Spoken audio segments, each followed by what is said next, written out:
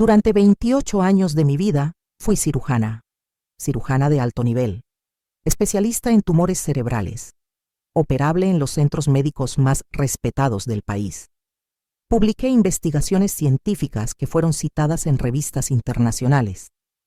Formé parte de juntas médicas que establecieron protocolos que siguen usándose hoy. Tenía un ego del tamaño de un edificio de 20 pisos y estaba orgullosa de él.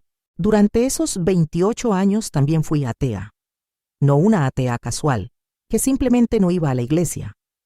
Una atea convencida, intelectual, militante. Despreciaba la religión como una superstición para personas no educadas. Me reía de los que hablaban con Dios. Argumentaba en cenas sociales que la creencia en un ser sobrenatural era una forma de no enfrentar la realidad. Me sentía superior, inteligente, racional, basada en datos y en evidencia.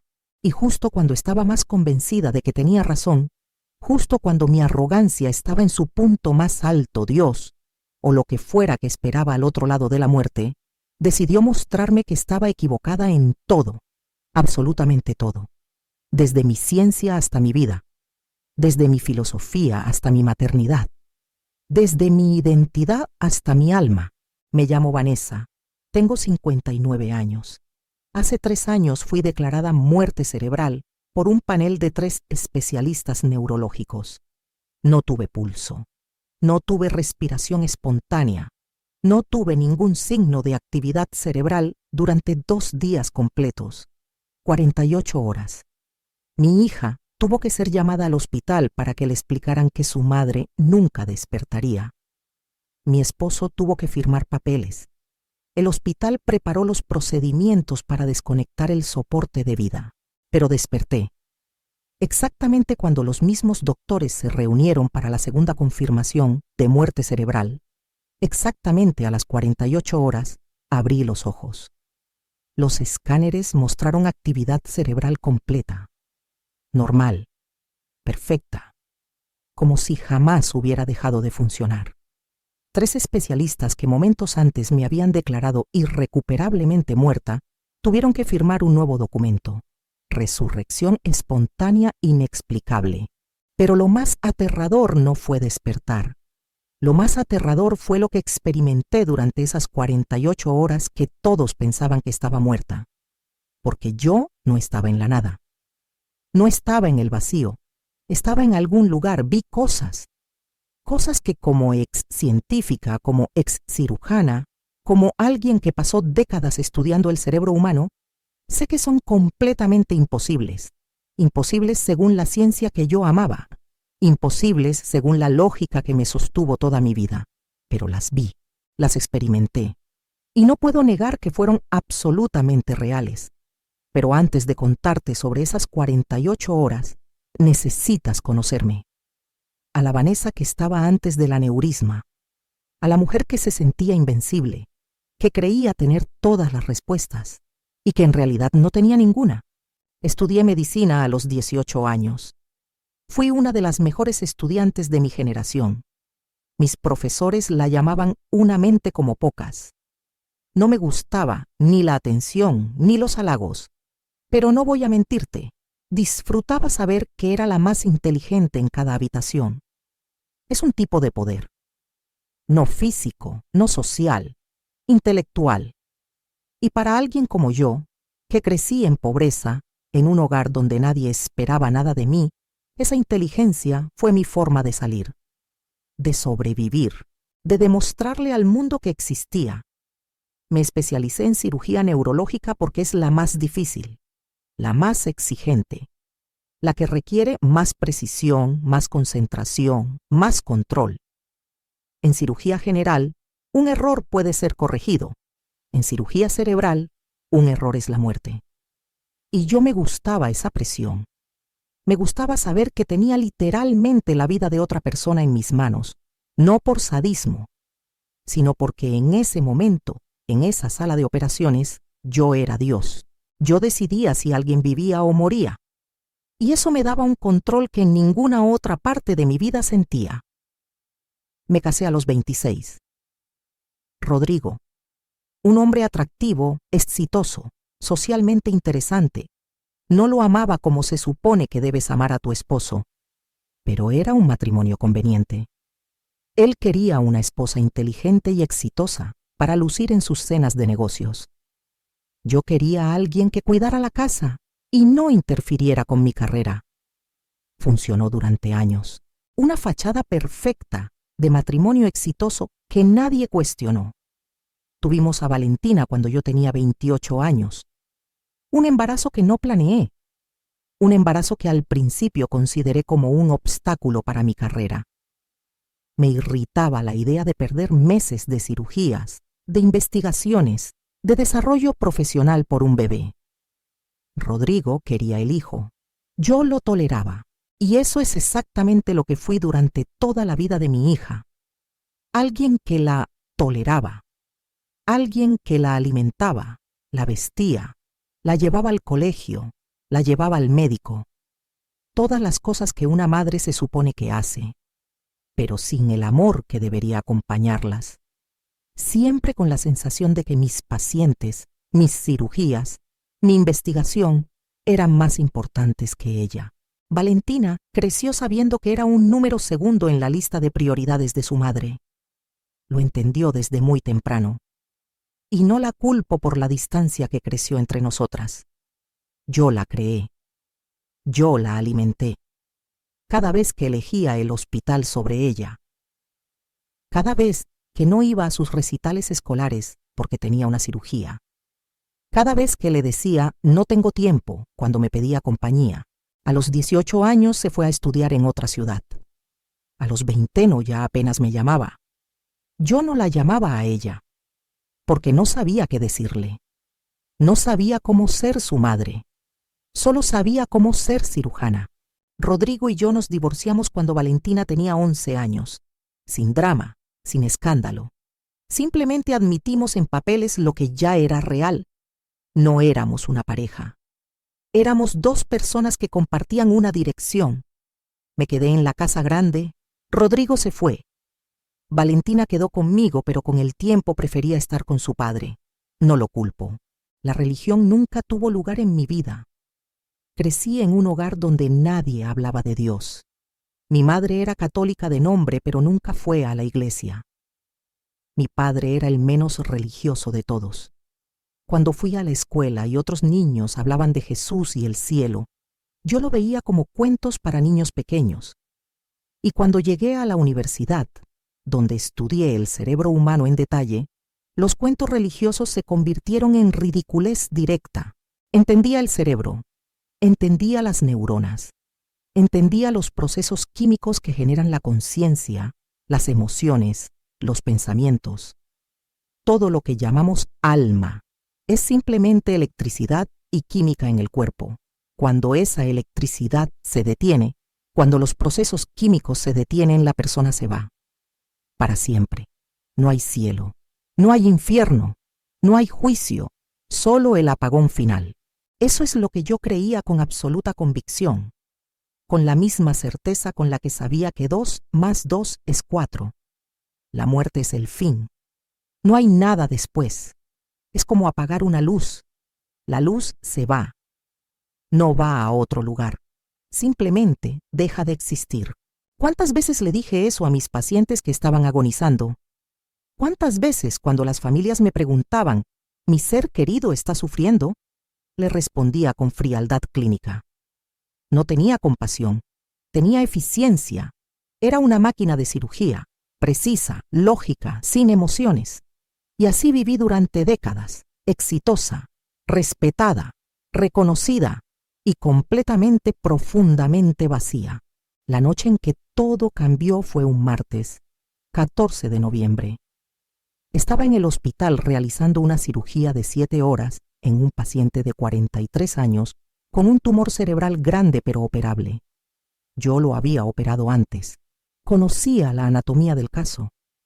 Era complejo, pero controlable para alguien con mi experiencia. Llevaba ya 5 horas en la operación cuando sentí algo extraño. Un dolor repentino en mi cabeza, agudo, como un rayo de electricidad que atravesó mi lóbulo frontal de un lado al otro. Me detuve por un segundo. Cerré los ojos. El quirófano salió de enfoque. «Doctora Vanessa, ¿estás bien?», me preguntó mi residente, Ana. «Sí, un momento», respondí. Tomé aire. El dolor disminuyó levemente. Volví a operar. Mis manos, esas manos que durante 28 años sostuvieron bisturíes con una precisión absoluta, temblaban ligeramente. El segundo dolor llegó 3 minutos después. Este fue diferente. No fue un rayo, fue una explosión, como si alguien hubiera detonado una bomba dentro de mi cráneo. El mundo giró. Las luces del quirófano se convirtieron en líneas de colores. El bisturí cayó de mis manos.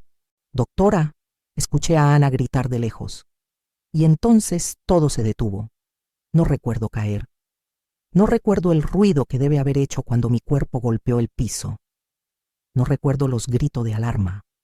No recuerdo a los enfermeros acorriendo. Solo recuerdo las luces brillantes del quirófano acercándose y alejándose como mareas, y luego nada. Oscuridad absoluta. No sé cuánto tiempo estuvo esa oscuridad. Podría haber sido segundos. Podrían haber sido horas. El tiempo no tenía significado ahí. Solo era vacío. Pero esa oscuridad no duró para siempre. Lentamente, muy lentamente, empecé a percibir algo. No luz exactamente, más bien una disminución de la oscuridad, como cuando estás durmiendo y las luces del cuarto empiezan a entrar por los párpados cerrados. Empecé a sentir que existía de nuevo, que tenía conciencia, que pensaba, y entonces me encontré flotando sobre el quirófano, viendo todo desde arriba. Vi mi cuerpo en el piso. Vi a Ana gritando para que alguien llamara al código azul. Vi a otro cirujano llegando corriendo. Vi a las enfermeras preparando un carro de emergencia. Vi a un técnico con el desfibrilador. Recibirlos. Vi a alguien bombeando mi pecho. Vi las descargas eléctricas pasando por mi cuerpo. Una y otra, sin resultado. Lo vi todo. Todo con una claridad perfecta. Con más detalle del que hubiera podido ver si estuviera parada en la misma habitación. Podía ver las caras de todos, sus expresiones de miedo, sus voces temblando. Podía leer la pantalla de los monitores desde donde estaba flotando. Línea plana, sin actividad, sin pulso, sin respiración. Yo estaba muerta, y lo sabía. Sabía exactamente lo que significaba esa línea plana. Sabía exactamente qué estaba pasando en mi cuerpo. Sabía exactamente qué los doctores harían a continuación. Perché los protocolos que yo misma había escrito. Vi al cirujano, el doctor Martínez, tomar decisiones rápidas. Llamar al anestesiólogo, pedir escáneres de emergencia. Noté cómo sus manos temblaban. Yo conocía a Martínez. Lo había formado. Lo había visto operar cientos de veces. Nunca lo había visto tan asustado. Y entonces vi algo que me heló. Vi a Ana, mi residente, alejándose del grupo. Se arrimó a la pared. Se deslizó hasta el suelo. Y llorando con las manos en la cara, sacó su teléfono y marcó un número. «Papá», dijo, «algo pasó con la doctora Vanessa. Creo que va a morir». Ver eso me afectó de una manera que no esperaba. La primera emoción que sentí en mucho tiempo. No por la lástima de Ana, sino por la realidad de lo que decía. Yo estaba muriendo. Realmente estaba muriendo.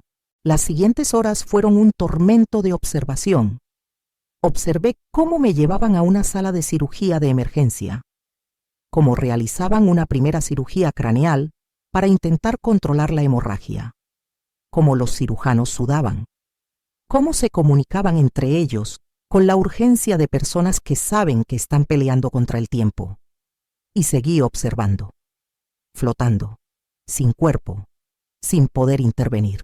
Observé cómo, tras la primera cirugía, los escáneres mostraban una hinchazón masiva en mi cerebro, una hinchazón que comprimía todo.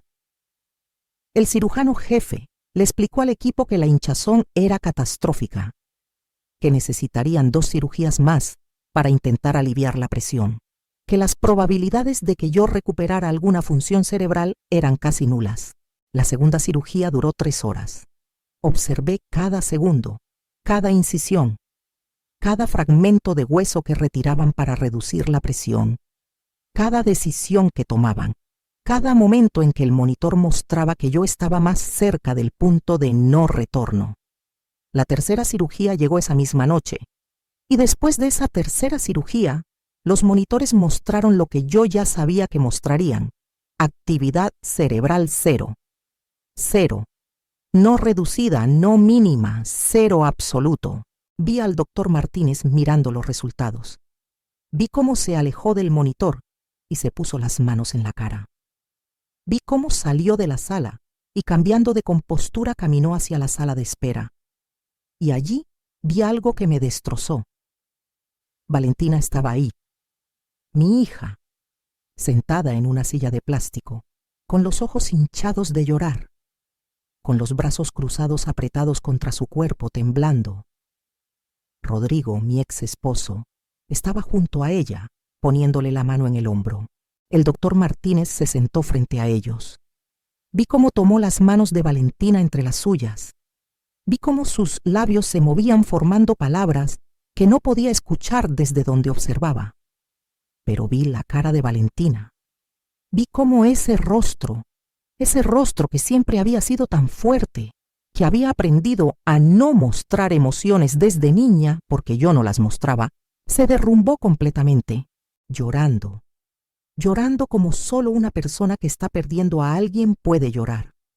No con dignidad, no con control, sino con un dolor tan profundo que salía de cada poro de su ser. No, mamá, vi que decía. No, no, no puede ser.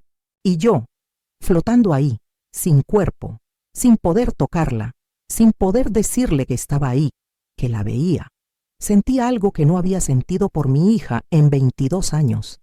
Sentí amor, real, poderoso, devastador, como si alguien hubiera abierto una compuerta que había estado cerrada durante décadas. Y todo el amor que nunca le había mostrado salió de un golpe. ¿De dónde salió ese amor? No lo sé. Tal vez siempre estuvo ahí, enterrado bajo capas de ambición y arrogancia y distancia. Tal vez Dios lo puso ahí en ese momento. No sé. Pero estaba, y dolía. Observé durante las siguientes horas cómo el panel de especialistas me evaluó. 3 doctores, 3 exámenes independientes. Los 3 llegaron a la misma conclusión: muerte cerebral, irreversible, permanente. El cerebro de la doctora Vanessa Salinas no tenía ni la más mínima posibilidad de recuperarse. Vi cómo el equipo médico le explicó a Valentina y a Rodrigo la situación. Vi los papeles que les mostraron. Vi cómo el equipo legal del hospital explicó el protocolo. Tendrían que esperar 48 horas adicionales antes de poder tomar la decisión final sobre el soporte de vida. Era un procedimiento legal, una protección tanto para la familia como para el paciente. 48 horas, mi cuerpo conectado a máquinas, mantenido vivo artificialmente, mientras mi alma flotaba observando todo desde algún lugar entre la vida y la muerte. Y fue entonces cuando todo cambió por segunda vez. Antes de contarte qué experimenté después, lo que vi, lo que me mostraron en esas 48 horas, necesito pedirte algo. Si esta historia está impactándote, si las preguntas que yo me estaba haciendo las estás haciendo tú también, te pido que apoyes este canal. Suscribiéndote permites que testimonios como el mío lleguen a las personas que necesitan escucharlos. Hay millones de personas que piensan como yo pensaba, que la muerte es el fin, que no hay nada después, que la conciencia simplemente desaparece, y necesitan escuchar lo que estoy a punto de contarte. Tu suscripción hace posible que este mensaje se difunda. Dale al botón de suscribirse si aún no lo has hecho. Ahora sí, déjame contarte lo que vi al otro lado. Durante las primeras horas de observación, solo podía ver el hospital, mi cuerpo, los doctores, mi hija llorando en la sala de espera. el mundo normal visto desde una perspectiva imposible. Pero entonces algo cambió. La habitación donde estaba mi cuerpo desapareció. Los monitores desaparecieron. El hospital desapareció. Y me encontré en otro lugar. Un lugar que no tenía lógica ni forma ni estructura que yo como científica pudiera procesar. No era oscuro ni brillante. Era un espacio que cambiaba constantemente, como estar dentro de un organismo vivo, como si el mismo espacio respirara, se expandía, se contraía, se transformaba. Y no estaba sola. Había una presencia, no un ser con forma física. Era una presencia inmensa, una conciencia pura, infinita, que me rodeaba por todos lados, que me conocía, que veía todo lo que yo era, lo que había sido, lo que podría haber sido. Como científica, mi primer instinto fue analizar, catalogar, explicar racionalmente lo que estaba experimentando. Quizás era una alucinación inducida por la falta de oxígeno cerebral, un fenómeno neurológico conocido, las experiencias cercanas a la muerte que tanto había estudiado en mis años de investigación. Pero inmediatamente supe que no era eso, porque yo no tenía cerebro funcionando, mi cerebro estaba muerto, completamente muerto. 3 especialistas lo habían confirmado. No había actividad neuronal, no había procesos químicos, no había electricidad. Según toda la ciencia que yo conocía, yo no debería poder pensar, no debería poder existir, no debería poder experimentar nada. Y sin embargo, estaba ahí, existiendo, pensando, experimentando, con una claridad que superaba cualquier cosa que hubiera experimentado con mi cerebro físico. Esto no tiene sentido, dije en ese espacio. O más bien, lo pensé. Mi cerebro está muerto. No debería poder conciencia. La conciencia no nace del cerebro, escuché. La presencia habló, no con sonido, directamente en mí, en mi ser. El cerebro es el instrumento que tu alma usa para existir en el mundo físico. Pero la conciencia, la parte que te hace tú, eso no es cerebro, eso es alma. Y el alma no muere cuando el cerebro deja de funcionar. Como científica, eso era un escándalo intelectual.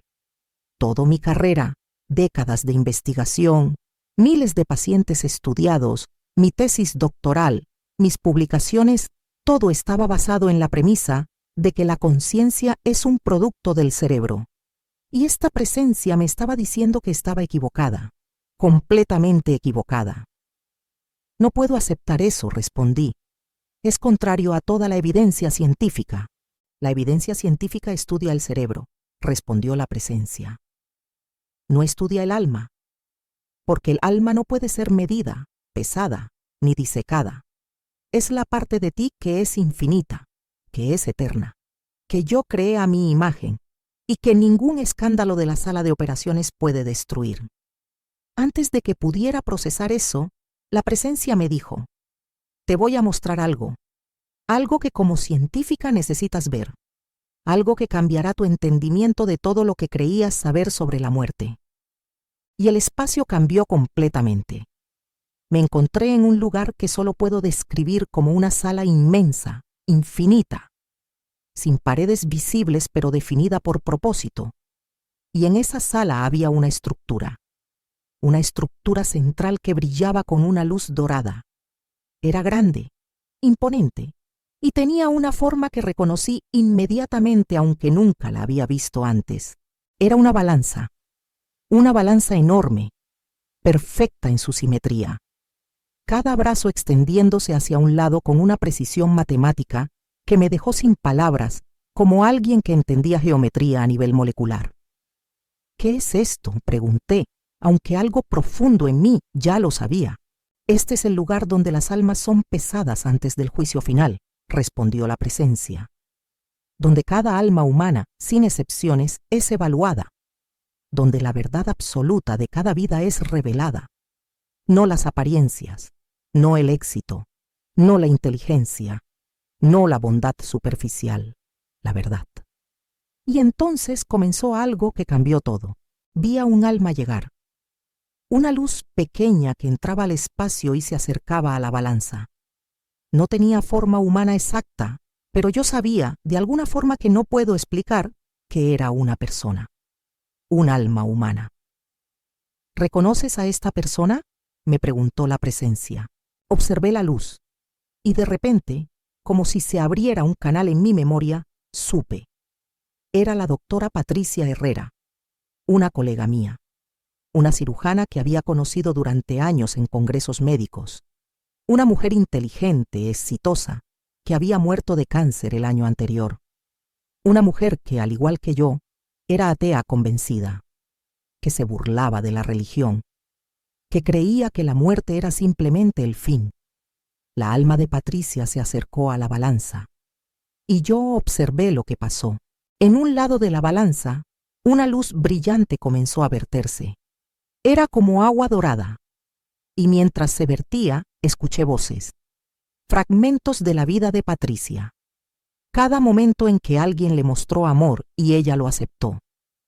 Cada momento en que alguien leyó un fragmento de la palabra de Dios frente a ella y algo se movió en su interior.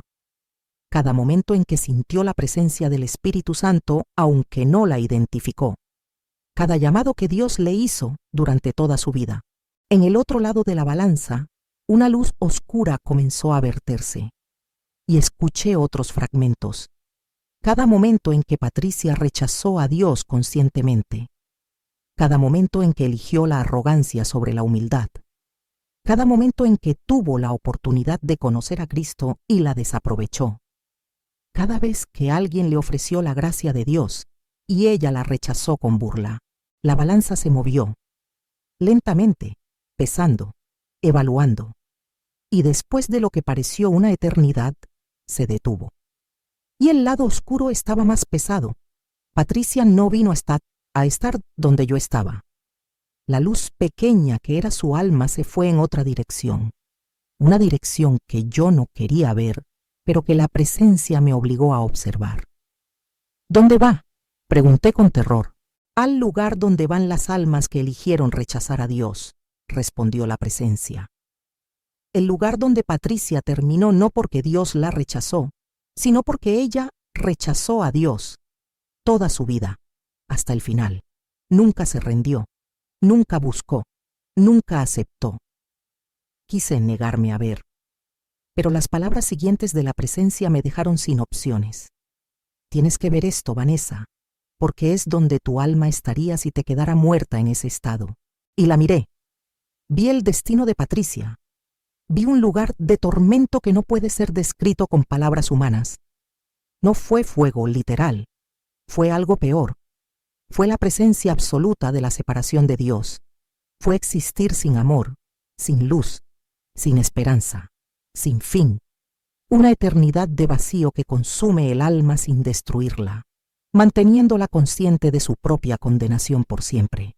Vi a Patricia ahí, consciente, sufriendo, sabiendo exactamente por qué estaba ahí, sabiendo que había tenido oportunidades, sabiendo que había rechazado a Dios una y otra vez, sabiendo que no había escapatoria. El horror que sentí fue físico. Si hubiera tenido cuerpo, habría vomitado, habría temblado, habría gritado. Y entonces la presencia me mostró otras almas llegando a la balanza, una tras otra.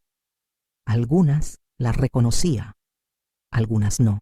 Vi a un alma que yo no conocía personalmente, pero que la presencia identificó como un político respetado de nuestra ciudad. Un hombre que había hecho mucho bien durante su vida en términos humanos. Hospitales construidos, escuelas fundadas, pobres alimentados. Una vida de servicio público genuino. La balanza pesó su alma. Y vi cómo la luz dorada vertió sus actos de bondad, sus momentos de compasión, sus momentos de servicio genuino. Mucho, mucho peso en el lado de la luz. Pero la presencia me dijo, observa. Y en medio de todo ese bien, vi los momentos en que alguien le ofreció conocer a Cristo. Vi las iglesias que visitó, las personas que le hablaron de Dios, las Biblias que alguien le regaló y que dejó sin abrir. Vi cómo en cada una de esas oportunidades eligió decir, Gracias, pero no necesito eso. No por maldad, por suficiencia, por pensar que su bondad humana era suficiente. La balanza pesó, y el lado oscuro, a pesar de todo el bien que había hecho, fue más pesado, porque la bondad humana, por sí sola, sin Cristo, sin la gracia de Dios, sin aceptar el sacrificio que Jesús hizo, no es suficiente para entrar en su presencia. Esto no es justo, dije con resentimiento. ¿Cómo puede no ser suficiente hacer bien? Yo soy santo, respondió la presencia con firmeza, absolutamente santo, y el pecado humano, cualquier pecado, no puede estar en mi presencia. Por eso envié a mi Hijo. Por eso su sangre fue derramada, para ofrecer un puente entre la humanidad pecadora y mi santidad. Un puente gratuito, un puente que solo se cruza eligiendo aceptarlo. Y este hombre, a pesar de todo su bien, nunca cruzó ese puente. Vi las almas ir y venir.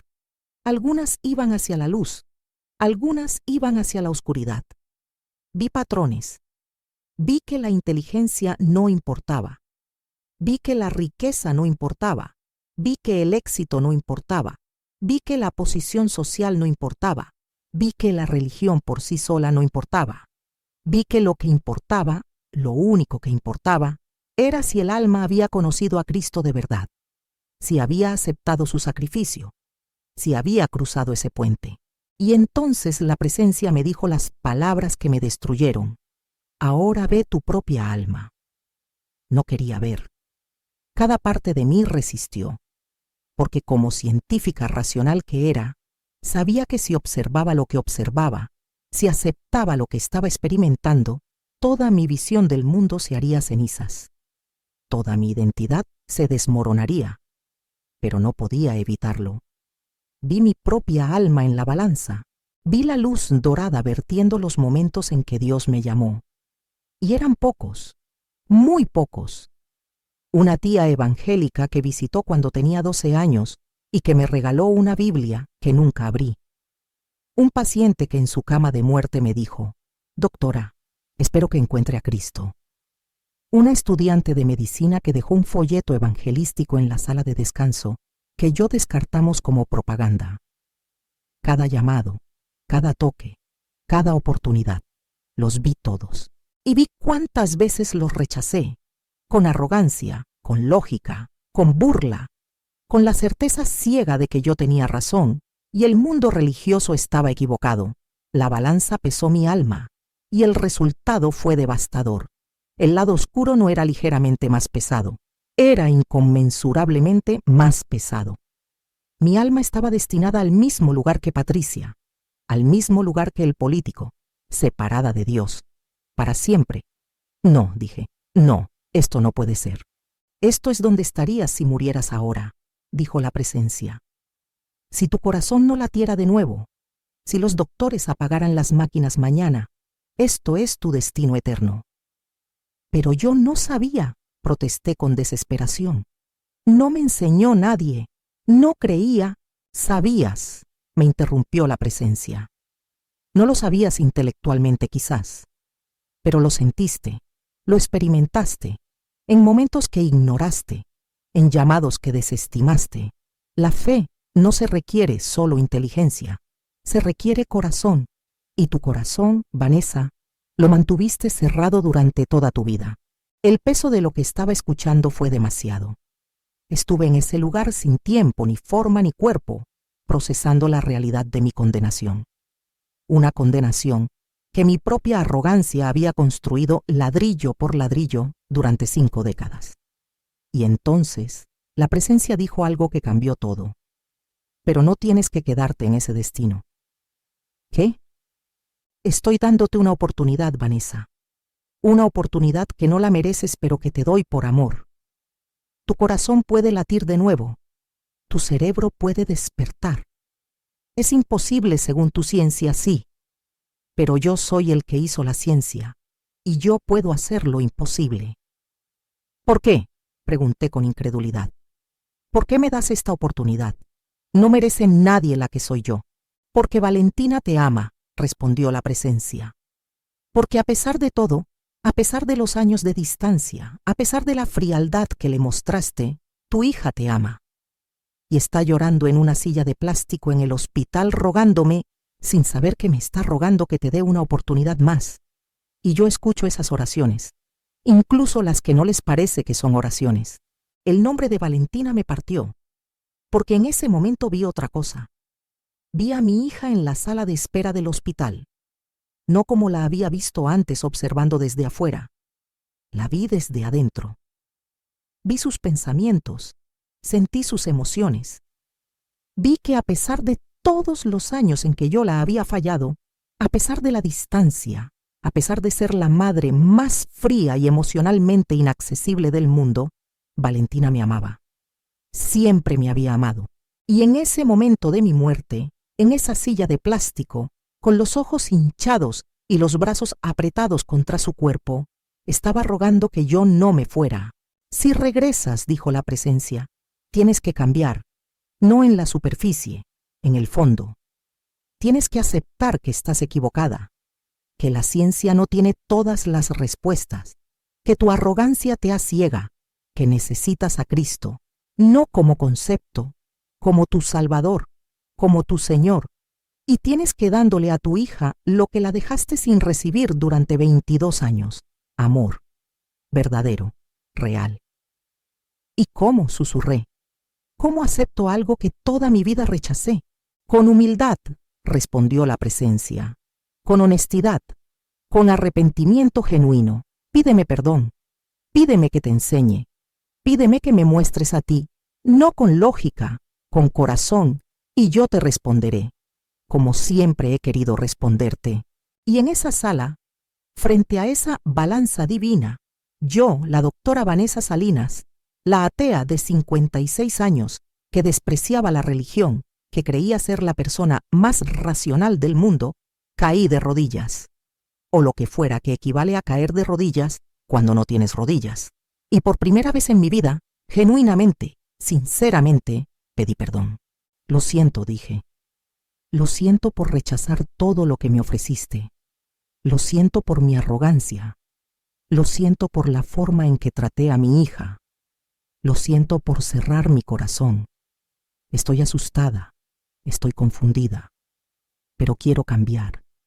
Quiero conocerte, enséñame. Y sentí algo, un calor, un amor que envolvió mi alma de una manera que no tuve palabras para describir. Un amor que no había sentido nunca. Un amor que no era humano. Que era infinitamente más grande que cualquier cosa que yo hubiera experimentado. Un amor que aceptó mi arrepentimiento a pesar de mis 56 años de rechazo, y con ese amor sentí el jalón de regreso a mi cuerpo, a la vida, a la realidad. No hubo transición suave, fue violento, repentino, doloroso. Desperté con un grito que llenó toda la sala de monitoreo. Las máquinas enloquecieron. Los monitores que durante 48 horas habían mostrado línea plana explotaron de actividad. Corazón, pulmones, cerebro, todo encendió simultáneamente. El enfermero que estaba en la sala casi cae al suelo. El médico que estaba revisando los papeles para la segunda confirmación de muerte cerebral entró corriendo. La cara que puso cuando vio los monitores es algo que jamás olvidaré. Era la cara de un hombre que había perdido toda certeza. Un hombre que había practicado medicina durante décadas y que en ese momento no tenía ninguna explicación para lo que estaba viendo. En menos de 5 minutos, media docena de doctores estaban en la sala, revisándome, haciéndome exámenes, midiendo mis pupilas, midiendo mis reflejos, leyendo los monitores una y otra vez como si creyeran que los instrumentos estaban fallando. Esto es imposible, dijo el doctor Martínez. Los escáneres de hace 2 horas mostraban actividad cerebral 0, y ahora miró la pantalla. Es como si nunca se hubiera detenido. Estoy viendo la actividad de un cerebro completamente normal y funcional. Pide los escáneres. Los 3 especialistas que la declararon muerte cerebral fueron llamados de vuelta al hospital. Los 3 llegaron. Los 3 revisaron los estudios. Los 3 revisaron mi cuerpo. Y los 3 firmaron el mismo documento, La muerte cerebral declarada 48 horas antes había sido revertida de forma completamente inexplicable. El caso fue enviado a revistas médicas. Fue estudiado durante meses por neurociencias de todo el mundo.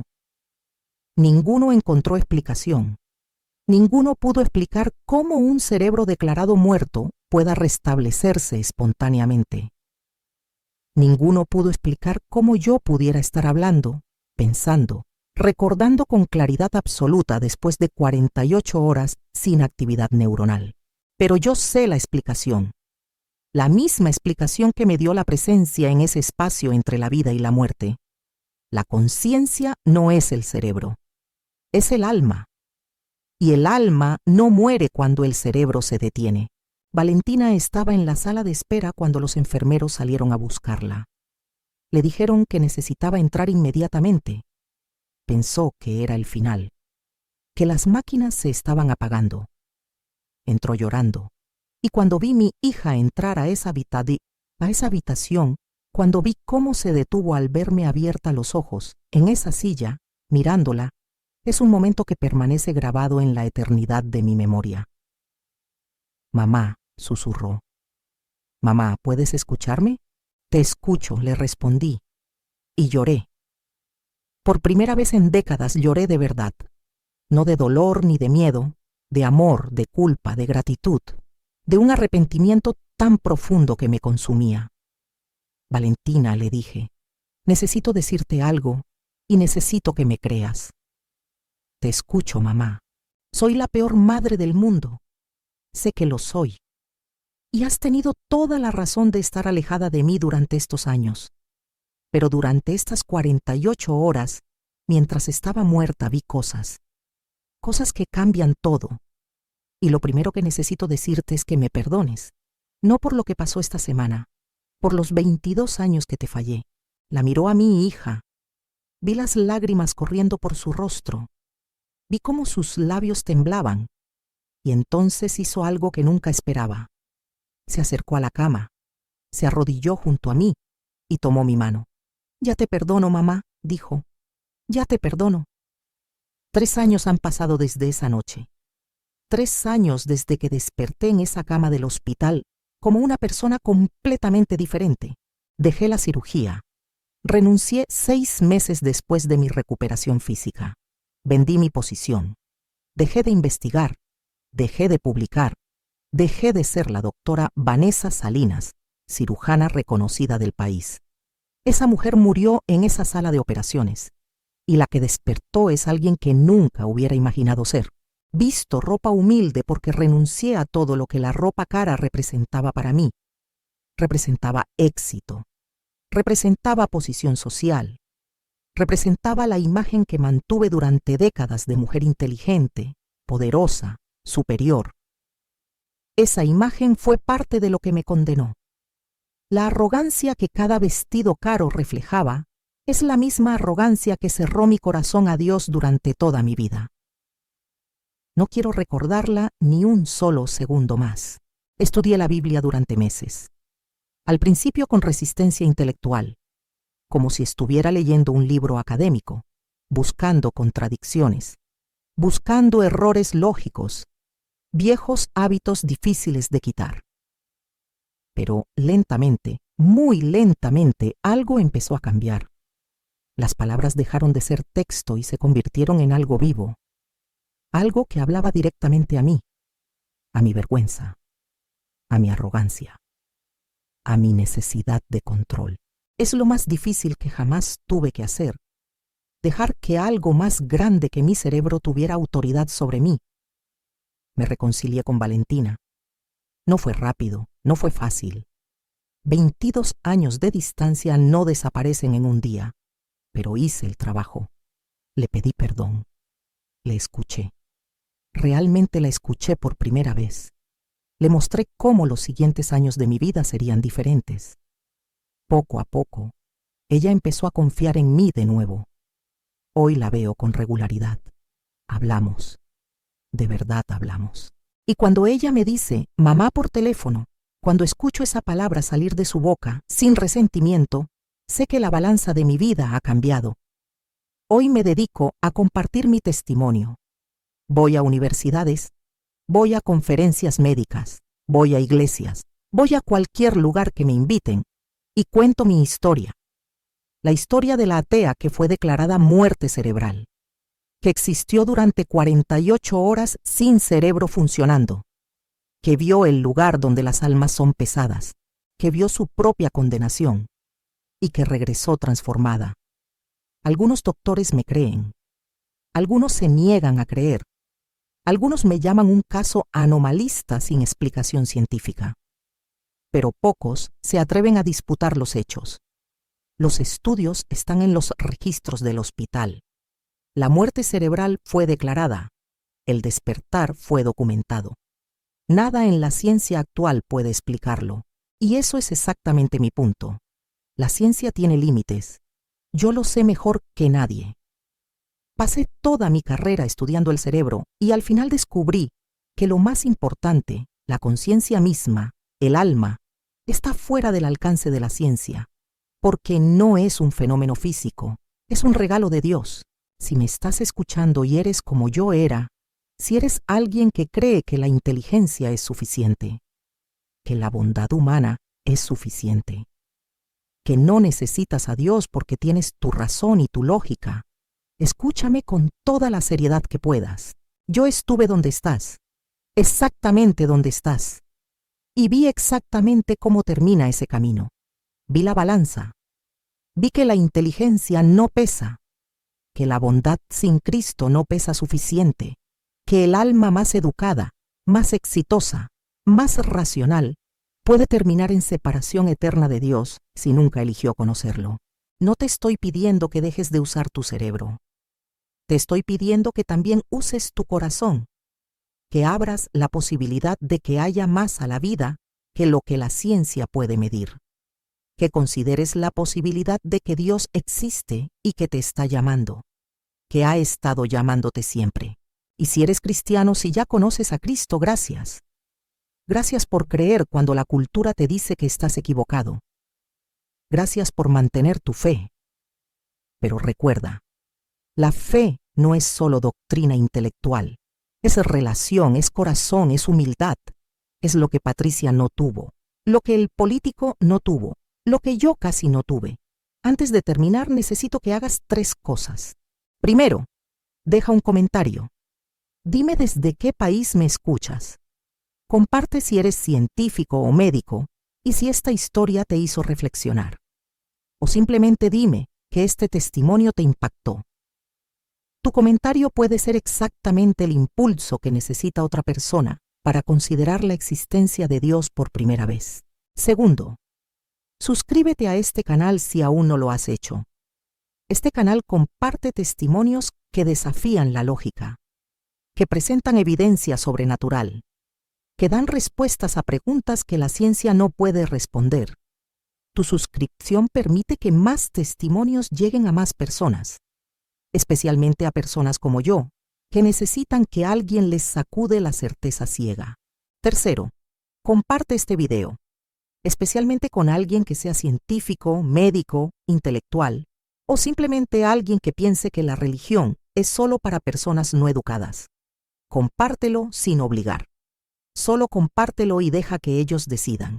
Y si eres esa persona, si eres la que siempre descartó a Dios como un concepto irracional, te hago la misma pregunta que yo tuve que enfrentar frente a esa balanza. ¿Y si estás equivocado? ¿Y si hay algo más allá de lo que la ciencia puede medir?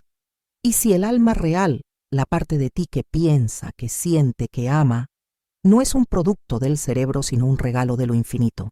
No necesitas tener todas las respuestas para dar el primer paso. Solo necesitas estar abierto. Solo necesitas considerar la posibilidad. Eso es todo lo que Dios te pide. Soy Vanessa. Fui una atea convencida durante 56 años. Fui declarada muerte cerebral. Existí durante 48 horas sin cerebro funcionando. Vi el lugar donde las almas son pesadas. Vi mi propia condenación. Y regresé para decirte lo que vi. La muerte no es el fin. El alma no muere cuando el cerebro se detiene. Y hay un juicio. Un lugar donde cada alma es pesada. Y lo que pesa no es tu inteligencia, ni tu éxito, ni tu bondad humana. Lo que pesa es si conociste a Cristo, si aceptaste su sacrificio, si cruzaste ese puente.